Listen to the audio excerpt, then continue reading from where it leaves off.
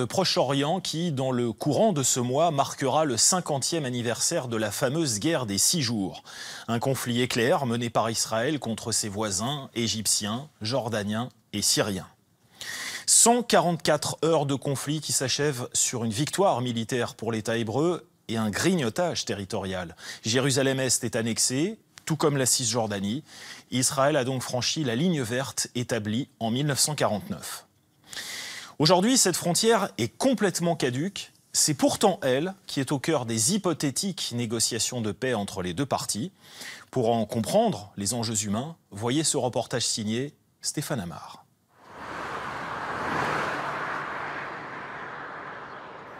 Plusieurs fois par semaine, Eyal Ofek se rend sur la ligne verte, au poste frontière qui sépare Jenin, une grande ville palestinienne, et Afula, en Israël.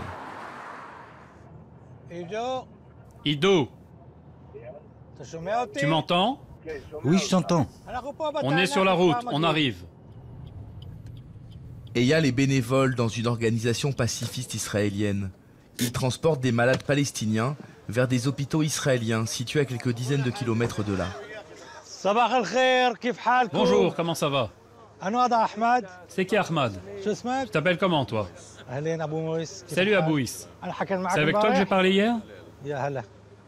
Abouis habite Jenin, de l'autre côté de la ligne verte. Mais les soins dont ses enfants ont besoin n'existent pas là-bas. On va à l'hôpital de Haïfa pour faire une dialyse aux 2 enfants.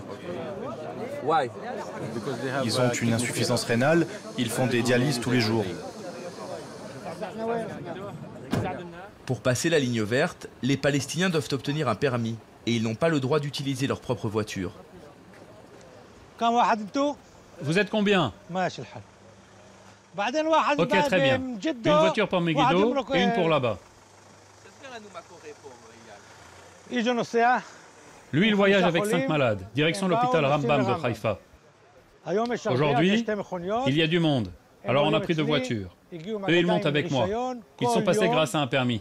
Tous les jours, ils vont à Rambam recevoir des soins, aller-retour, tous les jours. Ils se lèvent à 3h30 du matin. Ils attendent 1 heure du côté palestinien. Après, ils passent les contrôles du côté israélien. Et une fois qu'ils sont passés, ils arrivent ici. D'ailleurs, on va se dépêcher car il y a un déluge qui va nous tomber dessus.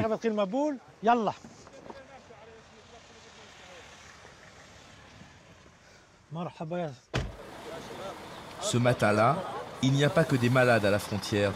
Il y a aussi des familles de prisonniers palestiniens détenus en Israël. Ça, c'est des autobus remplis de familles qui vont visiter des prisonniers dans tout Israël. Ils donnent l'autorisation 1 fois par mois. Moi, j'y vais aussi, bien sûr. Mon fils est en prison à Hadarim. À cet endroit, la ligne verte ressemble à une véritable frontière, avec ses barbelés et ses tours de garde. Mais c'est une illusion. Un seul État contrôle les 2 côtés, Israël.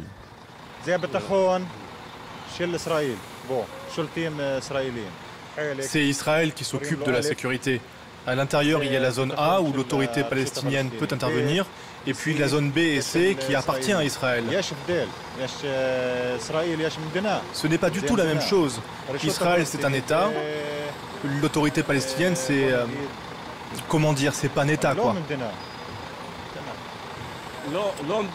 Disons que c'est pas un État complet.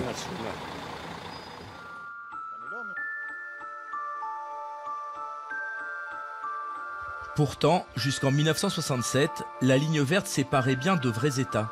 La Jordanie d'un côté, Israël de l'autre. Une frontière étanche, hostile, qui courait depuis la Galilée au nord jusqu'au désert de Judée au sud, en traversant Jérusalem. Puis il y eut la guerre des 6 jours, et tout a changé.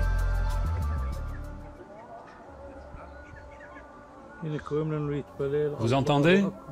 Ils appellent à la prière. Allahu Akbar, venez à la prière. Il n'y a pas d'autre Dieu qu'Allah. Qu'est-ce qui s'est passé en 67? Il y avait ici des tanks et des blindés israéliens.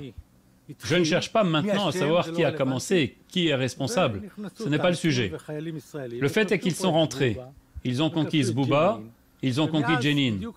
Et depuis, il y a exactement 50 ans, nous occupons un autre peuple. Après la guerre des 6 jours, Israël a commencé à édifier des colonies de peuplement de l'autre côté de la ligne verte, en Cisjordanie. On en compte aujourd'hui des dizaines, dont Alfé Ménaché, à une quinzaine de kilomètres à l'est de Tel Aviv.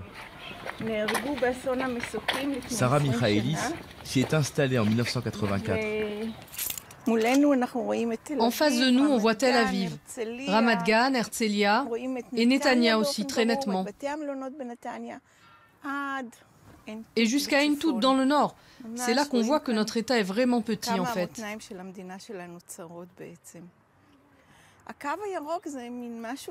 La ligne verte, c'est impossible de dire elle passe là ou là. On ne peut pas vraiment la montrer du doigt et dire ça, c'est la ligne verte.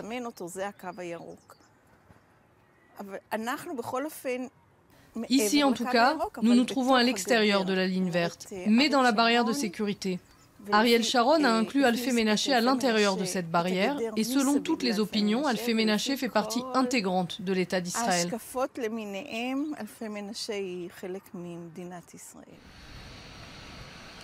Sarah commercialise plusieurs projets immobiliers dans la colonie.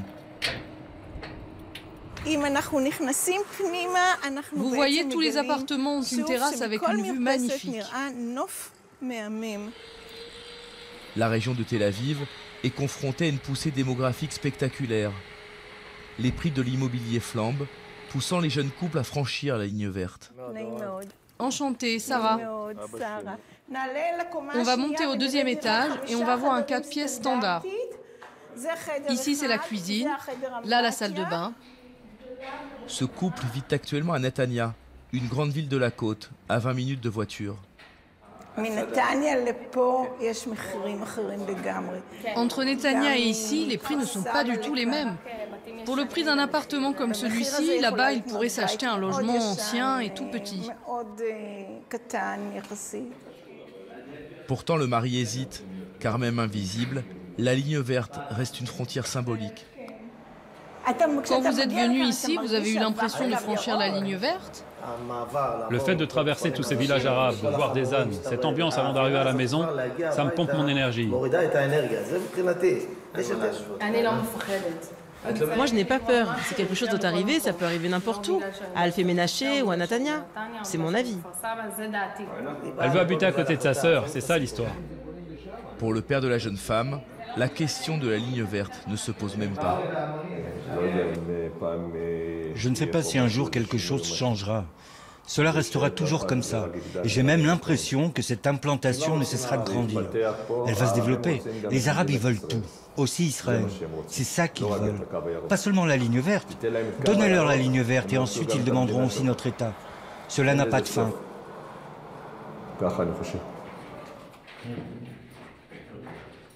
Un demi-million d'Israéliens habitent aujourd'hui à l'est de la ligne verte en Cisjordanie. Et à l'ouest, dans les frontières officielles d'Israël, vivent 1,5 million de Palestiniens. Ce sont les Arabes israéliens, comme les Abou Sneni. Tu vois là tout ce que tu filmes, toutes ces maisons. C'est une seule grande famille qui habite ici.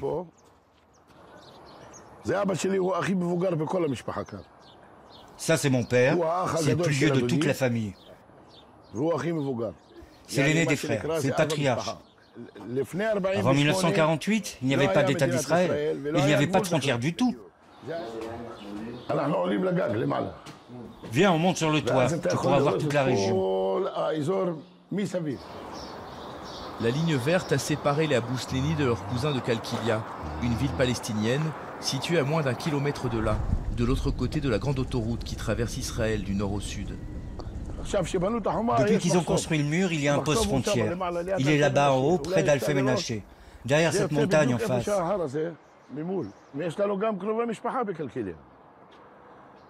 On a de la famille à Kalkilia. On se parle par téléphone et quand on veut les voir, on doit faire le tour. Mais eux, ils n'ont pas le droit de venir. C'est une relation très distendue. Parce qu'ils sont déconnectés de nous et nous, on est déconnectés d'eux.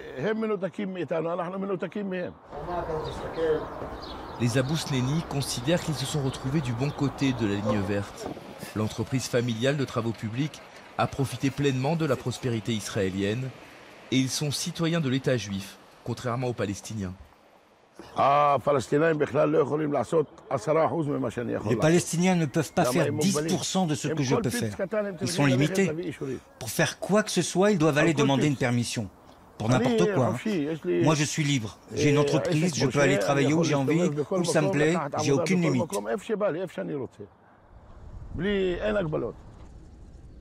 Dans les années 90, le processus d'Oslo devait aboutir à la création d'un État palestinien, avec la ligne verte comme frontière. Mais il a échoué, et les Palestiniens restent étroitement dépendants d'Israël. Le point de passage de Nilin, l'un des plus fréquentés de la ligne verte. Bien avant l'aube, les travailleurs palestiniens prennent le chemin d'Israël. Pour endiguer la vague de violence de la deuxième intifada dans les années 2000, les Israéliens ont édifié plusieurs barrages militaires comme celui-ci, tout au long du tracé.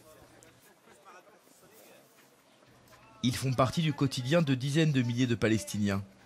Des marchands ambulants s'installent même à proximité.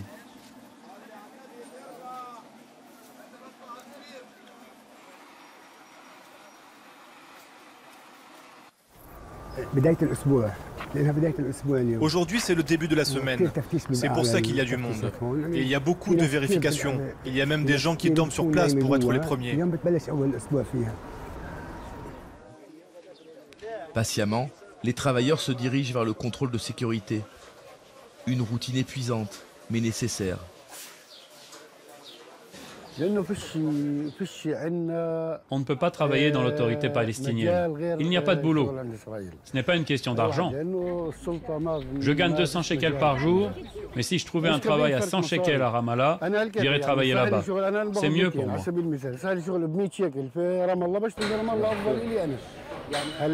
Vous croyez que je suis content d'être là? Bien sûr que non. Bien sûr que j'ai l'impression de passer d'un pays à l'autre, pas seulement d'une ville à l'autre. J'aurais préféré travailler à Ramallah, dans mon pays, dans ma terre. Demandez à tout le monde vous dira la même chose. Que voulez-vous que je ressente ici? Ma patrie m'est interdite. Et vous voulez que je sois content?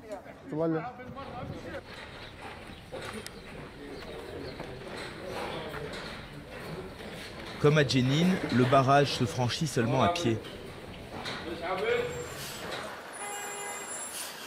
De l'autre côté, les travailleurs embarquent à bord des véhicules des entrepreneurs israéliens, juifs ou arabes. Ils vont les acheminer vers un des innombrables chantiers de construction du pays.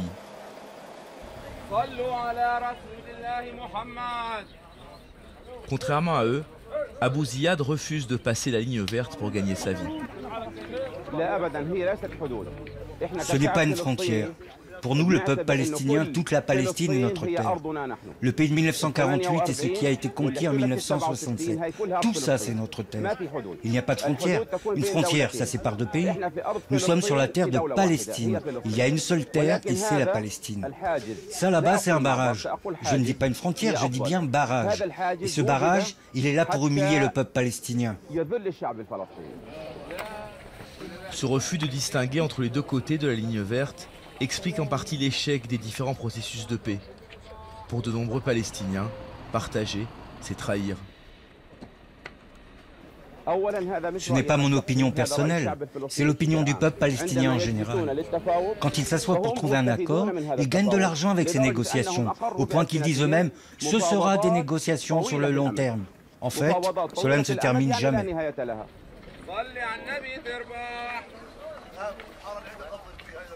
L'économie palestinienne reste entièrement dépendante d'Israël pour trouver du travail, mais aussi pour importer ou exporter des marchandises.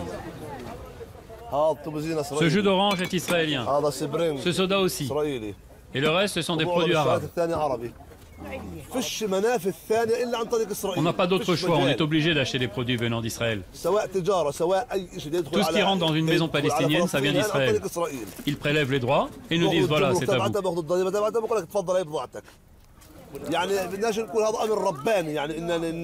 Je ne veux pas dire que c'est un ordre de Dieu de vivre ensemble, mais nous n'avons pas le choix. On n'a pas d'avion, pas de port, même pas d'accès à la mer. On doit passer par Israël.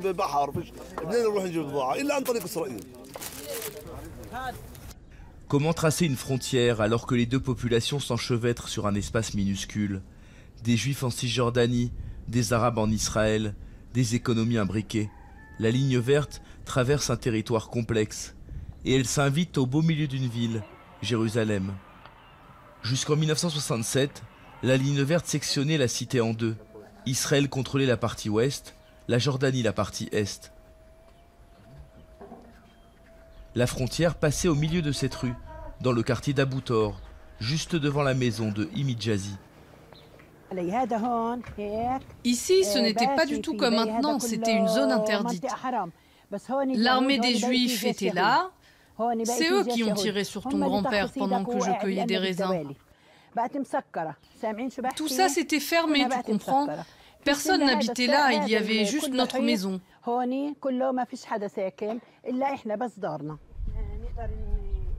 Des affrontements sporadiques entre les soldats israéliens et jordaniens rythmaient la vie du quartier et il était impossible de franchir la ligne. Mais parfois, les deux populations communiquaient à travers les barbelés. On allait remplir de l'eau, on préparait du pain. Il y avait une juive, Rachel, qui était enceinte et elle sentait l'odeur. Parfois, je lui jetais du pain par-dessus la frontière. Le 7 juin 1967, au troisième jour de la guerre des 6 jours, l'armée israélienne conquiert Jérusalem-Est. Les autorités s'emploient aussitôt à effacer toute trace de la ligne verte. Officiellement, Jérusalem est réunifiée. Abou Tor ne forme plus qu'un seul quartier.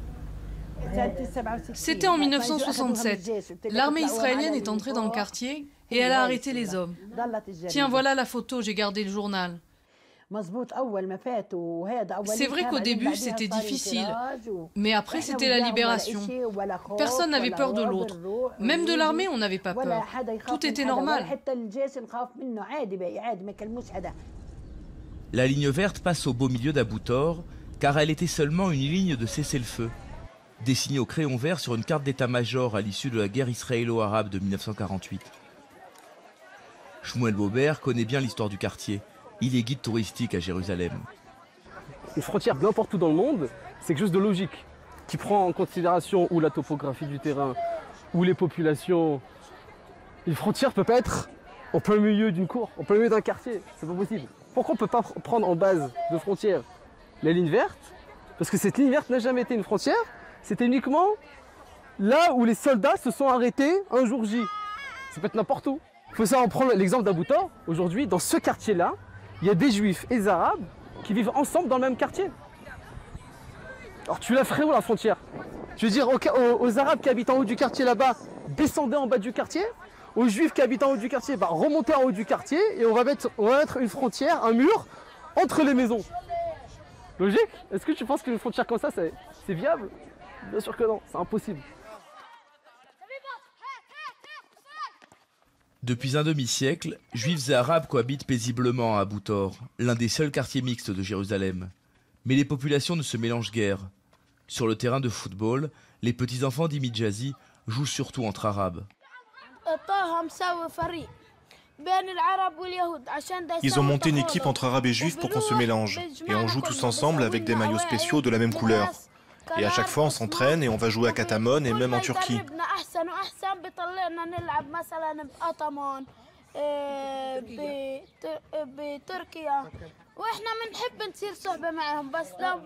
Nous, on veut bien être gentils avec eux du moment qu'ils ne nous frappent pas et qu'ils ne nous fassent rien.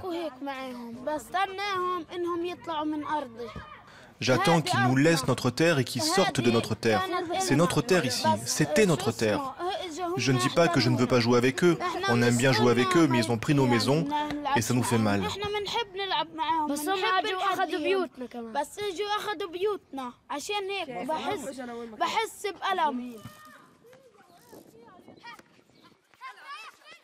Il y a aujourd'hui autant d'Israéliens que de Palestiniens à Jérusalem-Est. Partout, les populations s'entremêlent, surtout dans la vieille ville de Jérusalem, où l'esplanade des mosquées jouxte le mur des lamentations.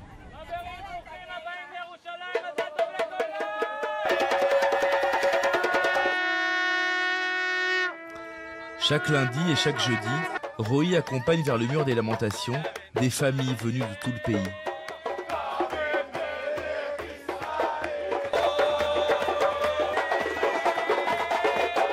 Ces Israéliens de Tel Aviv célèbrent la bar mitzvah de leur enfant, la communion solennelle pour les garçons de 13 ans. C'est notre ville sainte. Ici, il y avait notre temple. Ici, le roi David a été couronné. Et c'est son fils qui a construit le temple. Toute notre histoire est ici. Nos racines sont ici. Jérusalem appartient au peuple d'Israël, au peuple juif. Et le mur, il fait partie du temple. C'est pour cela que nous venons. Il n'y a rien de plus fort, rien de plus émouvant.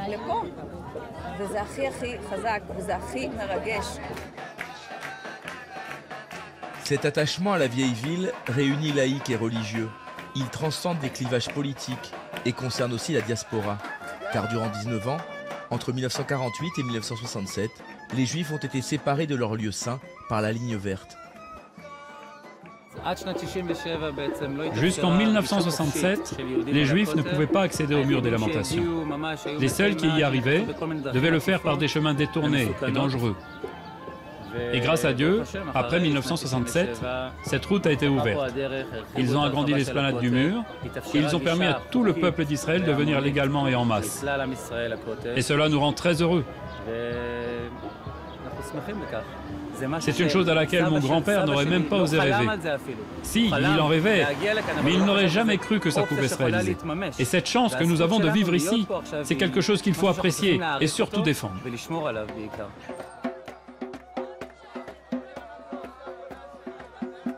Chaque année, la marche des drapeaux célèbre la conquête de 1967. Des dizaines de milliers d'Israéliens, majoritairement religieux, passent la ligne verte et défilent dans Jérusalem-Est.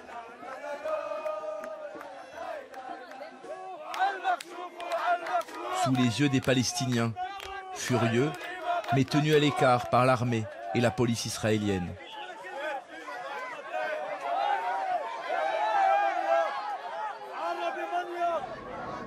Layali Hamoudi est beaucoup trop jeune pour avoir connu une Jérusalem sous contrôle arabe. Elle sait à peine où passer la ligne verte. Mais elle voit sa ville lui échapper, toujours un peu plus.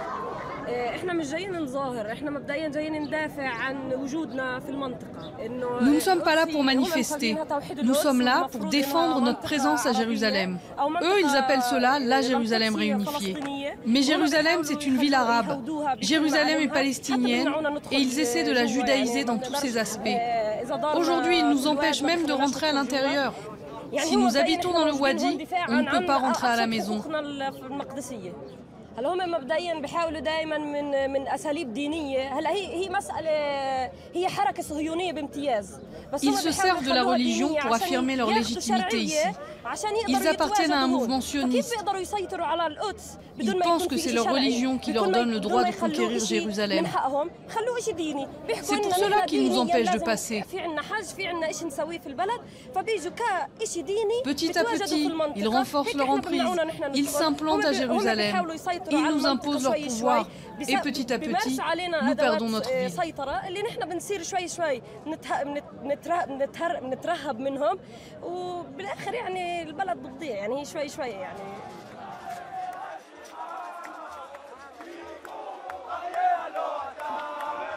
50 ans après la guerre des 6 jours, les Israéliens semblent avoir oublié la ligne verte. Mais si les deux peuples ne se trouvent pas de frontières pour se séparer, ils seront condamnés à trouver le moyen de vivre ensemble.